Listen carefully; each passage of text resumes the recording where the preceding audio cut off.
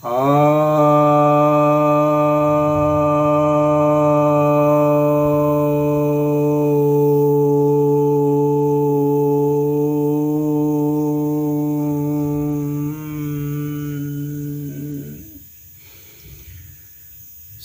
भक्तजनों को सप्रेम नमन। भक्तों, आज आपके समक्ष आपकी जिज्ञासा का समाधान लेकर आया हूँ। एक भक्त की जिज्ञासा आई है, मूर्ति पूजा कह करके हमें कॉलेज में चिढ़ाया जाता है, मैं क्या करूँ? क्या मूर्ति पूजा सही नहीं है?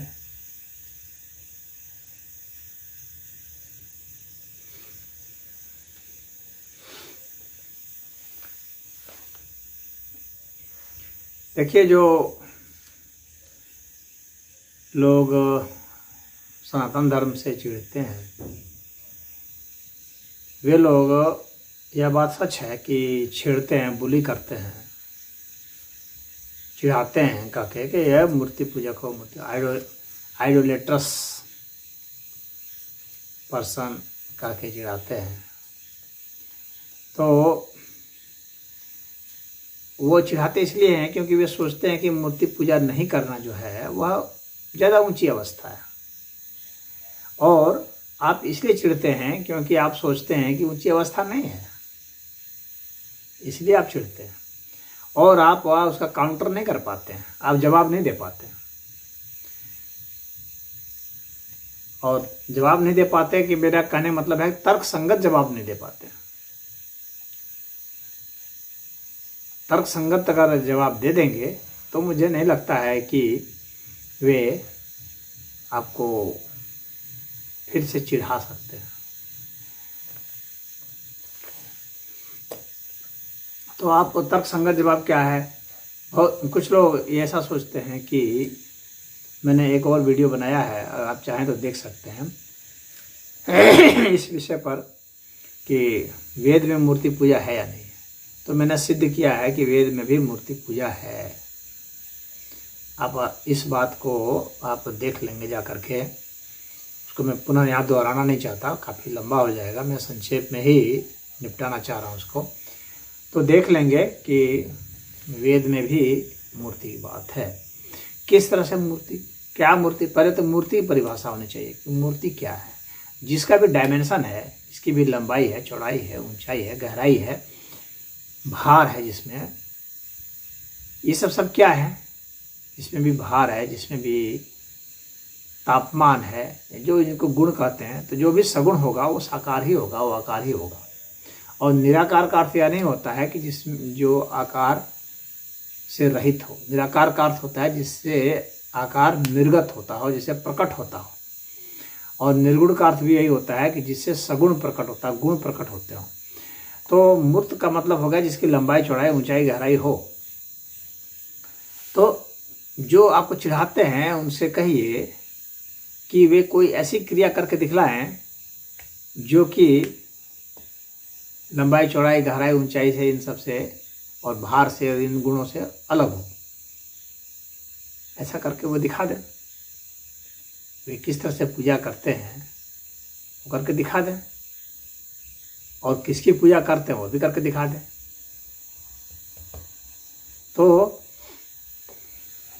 पूजा तो सदैव जो है वह मूर्त की ही होगी, क्योंकि ये अस्तित्व तो मूर्ति है। क्या चीज़ है? उनसे पूछें कि क्या चीज़ है जिसको तुम सिद्ध कर सकते हो, वैज्ञानिक तरीके से तर्क संगत सिद्ध कर सकते हो, जो मूर्तमान नहीं हो, जिसकी लंबाई, चौड़ाई, ऊंचाई, गहराई, भार या और जो गुण होते हैं, तापमान का गुण होता है, प्रेशर का गुण होता है, गति का गुण होता है। तो कोई ऐसा वो दिखलाए जिसमें कि ये सब नहीं हो, ऐसी चीज़ कोई बताए। तो ऐसी चीज़ तो कहीं कुछ भी नहीं है, कोई सिद्ध ही नहीं कर सकता कि ऐसी कोई चीज़ है भी। तो इसका अर्थ होता है कि वे जो है सिर्फ कल्पनाओं में जी रहे हैं।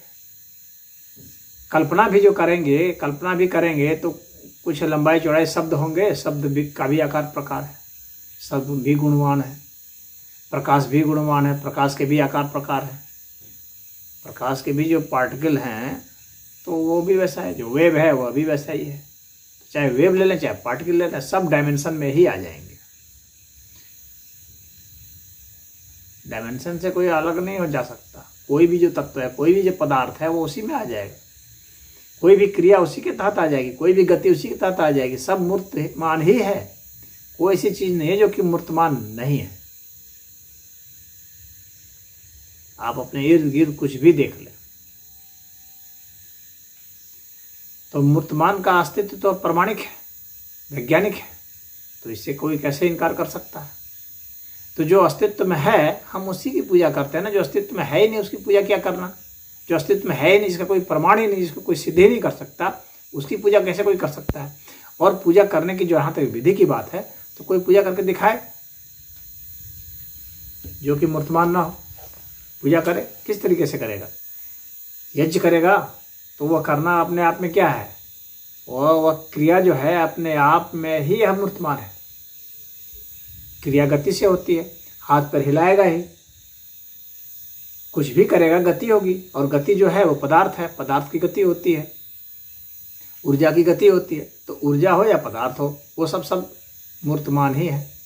तो मूर्त में आ जाएंगे, चाहे विद्युत ही क्यों ना हो। विद्युत जो है इलेक्ट्रॉन है, flow of electrons is called electricity.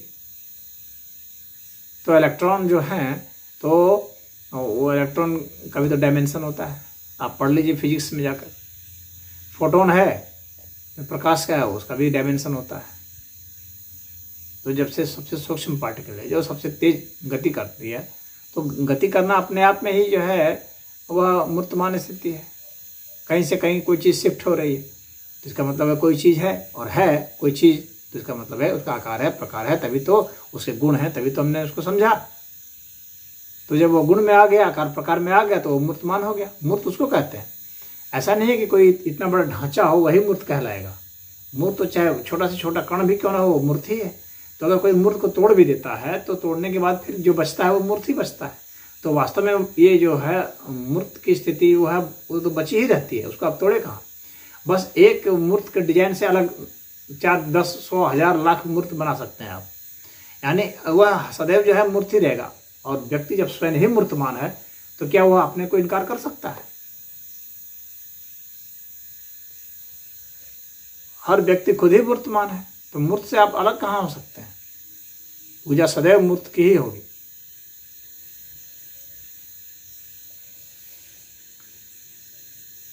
अब इसके बाद बात उठती है कि वह क्या करेगा? हाथ जोड़ेगा ऐसे।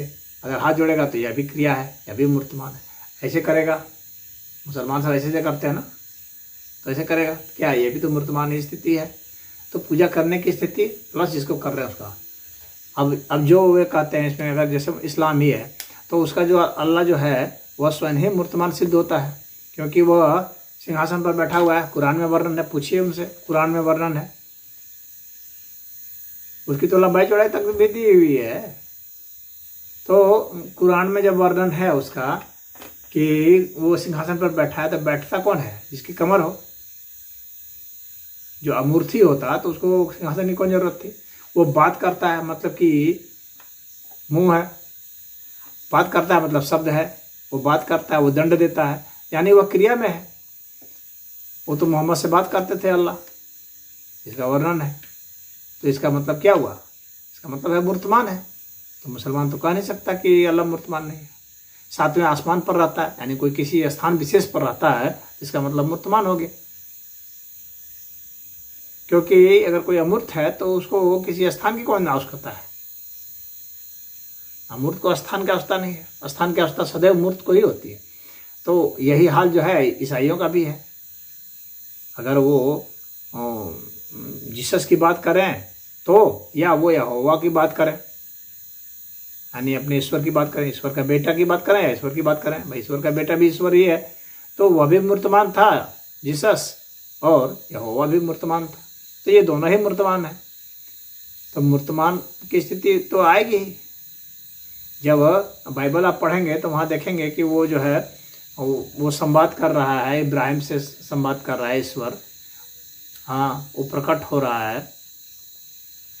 तो जितने जो पैगंबर की जो बातें की गई हैं, तो उनको सामने आ करके बोल रहा है। परमेश्वर आकर के बोल रहा है, गॉड प्रकट हो करके बोल रहा है, तो क्या वो मूर्तमान नहीं है? वो तो मूर्त हो गया, मूर्ति सिद्ध होता है। तो बाइबल पढ़ लीजिए तो मूर्त सिद्ध होगा, कुरान पढ़ लीजिए तो मूर्त सिद्ध होगा। अमूर्त सिद्ध कहाँ हो रहा है? अमूर्त सिद्ध हो ही नहीं सकता। सिद्ध सदैव जो है मूर्त ही होता है, क्योंकि सिद्ध का अर्थ ही होता है किसी के जरिए किसी को प्रमाणित करना, किसी का साक्ष्य हो जाना, तो किसी के जरिए ही कुछ होगा। अमूर्त का कोई जरिया ही नहीं है, उसका कोई कंपैरिजन ही नहीं है, तो अमूर्त सिद्ध कहाँ होगा? तो पूजा सदैव मूर्त की होती है। कोई ऐसा ईश्वर आज तक कोई कल्पित नहीं हो पाया जो कि अमूर्त हो। कह तो रहे हैं सबके निराकार है, लेकिन निराकार है, कह तो रहे हैं अमूर्त है, लेकिन जब उस अमूर्त है तो कैसा है? तो उसका गुण जब बता रहे हैं कि वह दंड देता है, वह यह किसी का भी ईश्वर है, तो वो दुनिया बना रहा है। इसका मतलब क्या हो गया कि फिर वह जो है वह मूर्तमान हो गया। बना रहा है मतलब कर्म कर रहा है। तो जब भी वह ईश्वर की बात करता है तो उसके गुण बताएगा कि वो ऐश्वर्यवान है, तो वो प्रकाश में है, तो कहते हैं वह अल्लाह जो है नूर जैसा है, नूर मतलब प्रकाश जैसा है। तो जब प्रकाश हो गया तो प्रकाश तो मूर्तमान हो गया। तो सदैव जो है वह कुछ उसका गुण बताएगा, और गुण बताते ही वह मूर्तमान हो जाएगा सिद्ध। तो अमूर्त तो कभी सिद्ध नहीं है, सदैव मूर्त ही सिद्ध है।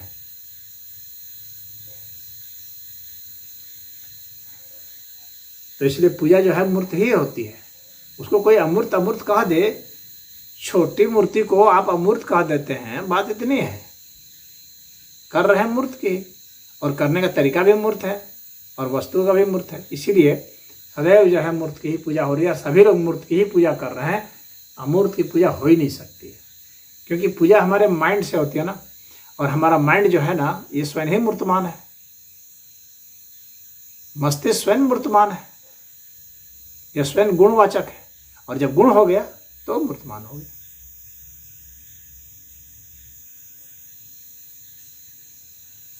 तो पूजा करेगा कौन? पूजा करेगा कौन?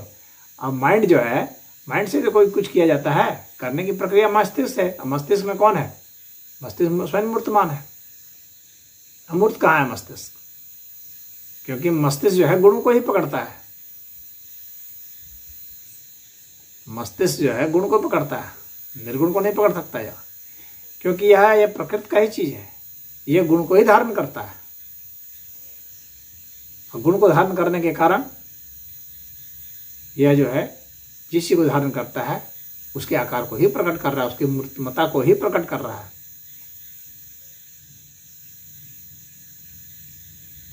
और जो उदाहरण इसका देते हैं कि वेद में, यजुर्वेद में लिखा हुआ है कि ना तस्य प्रतिमा अस्ति, इसका जो उदाहरण दे देते हैं सब, तो इसका अर्थ ऐसा थोड़ी ना है कि वह मूर्तमान नहीं है। उस अर्थ में थोड़ी बताया जा रहा है। उस अर्थ में बताया जा रहा है कि उसकी कोई प्रतिमा नहीं हो सकती, क्योंकि उसके सिवाय कुछ है ही नहीं, तो प्रतिमा कहाँ से हो? प्रतिमा का मतलब हो गया कि वह एक अलग चीज है, और उसकी प्रतिमा, उसकी प्रतिकृति आपने बना दी कुछ, तो उसकी कोई प्रतिकृति नहीं है, क्योंकि सब कुछ वही है, उसके सिवाय और कुछ है। वह अनंत है, और अनंत है का मतलब उसका कहीं अंत नहीं होता। और अगर मूर्त वह नहीं है तो वह पूर्ण कैसे है? वो ईश्वर वाले बताएं यही कि अगर वह मूर्त नहीं हो सकता तो वह पूर्ण कैसे है? वह सर्वशक्तिमान कैसे है? उसका तो अंत हो जाता है जहाँ से मूर्ति शुरू होगी। मूर्ति खुद ही उसका अंत कर देती है, और ये पूरा ये जगत जो है यह मूर्तमान ही है, तो उसका तो अंत ही हो जा रहा है। तो वह अनंत कहाँ से है? यह सिद्ध करें वे।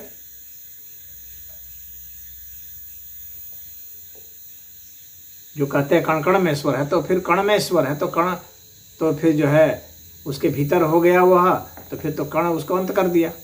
इसका मतलब है कण ईश्वर नहीं है, तो कण तो उसको अंत कर दे रहा है, तो वो अनंत सिद्ध कहाँ हो रहा है?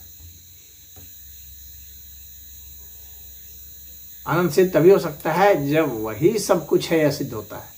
और यही हम लोग का वेद मत है कि ईश्वर के सिवाय कुछ नहीं है, सब कुछ ईश्वर ही है। एकमेव अद्वितीयम, ये कहा गया।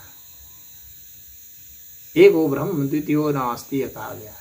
यानी ब्रह्म के सिवाय कुछ है ही नहीं। वहां पर एको का मतलब एक संख्या से नहीं है, केवलपन से है, ऑनलीनेस से है। तो ये मैं बराबर बताता हूँ। तो आप अगर इस बात को जो मैंने बताया है इसको आप समझे हैं तो इसको बताइए, और इससे जो है आपको वो चिढ़ाना छोड़ देगा, और वो खुद भी अनुयायी हो जाएगा, क्योंकि वो सिद्ध नहीं कर सकता। अपने ईश्वर को अनंत। जिसका ईश्वर मूर्तमान नहीं हो सकता, उसका ईश्वर सर्वशक्तिमान कैसे हो सकता है? उसका ईश्वर पूर्ण कैसे होगा? उसका ईश्वर तो अनंत वाला हो गया, अंत वाला हो गया। अनंत तो वही है जो सब कुछ है, सर्वशक्तिमान वही है जो सब कुछ हो सकता है।